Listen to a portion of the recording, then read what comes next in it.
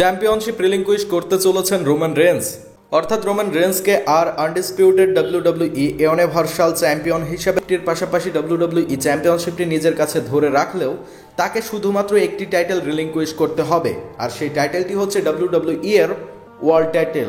অর্থাৎ রোমান রেন্সের কাছে ইউনিভার্সাল চ্যাম্পিয়নশিপটি থেকে যাবে, তবে ডাব্লিউডাব্লিউই ওয়ার্ল্ড টাইটেলটি রোমান রেন্স রিলিঙ্কুইশ করে দিবেন এবং রোমান রেন্সকে আনডিসপিউটেড ডাব্লিউডাব্লিউই ইউনিভার্সাল চ্যাম্পিয়ন থেকে সরিয়ে শুধুমাত্র ইউনিভার্সাল চ্যাম্পিয়ন হিসেবেই ডাব্লিউডাব্লিউতে রাখা হবে। আর রোমান রেন্সের চ্যাম্পিয়নশিপ রিলিঙ্কুইশ করার জন্য বর্তমান সময়ে ট্রিপল এইচ তিনি উদ্যোগ, আর এইখানে উল্লেখযোগ্য কয়েকটি কারণ তুলে ধরা হয়েছে, যার মধ্যে অন্যতম হচ্ছে স্ম্যাকডাউন ব্র্যান্ডে রোমান রেন্স তিনি দুইটি টাইটেল নিয়েই যাচ্ছেন, ইউনিভার্সাল টাইটেল এবং ডাব্লিউডাব্লিউই এর ওয়ার্ল্ড টাইটেল।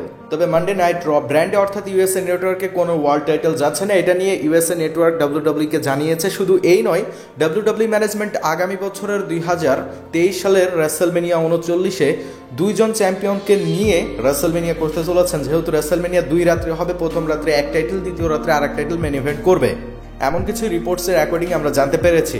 শুধু এই নয়, এমনকি বর্তমান সময়ে আপনি রোমান রেন্সকে হারিয়ে টাইটেল হারাবেন না, বরং রোমান রেন্সের মাধ্যমেই একটি টাইটেল রিলিঙ্কুইশ করা হবে, আর সেটা হচ্ছে ডাব্লিউডাব্লিউ এর ওয়ার্ল্ড টাইটেল। এবং ডাব্লিউডাব্লিউ হার ছাড়াই তিনি ইউনিভার্সাল চ্যাম্পিয়ন হিসেবে ডাব্লিউডাব্লিউতে স্ম্যাকডাউন ব্র্যান্ডে পারফরমেন্স দিবেন, আর এইভাবেই রোমান রেন্স ডাব্লিউডাব্লিউ এর ওয়ার্ল্ড টাইটেল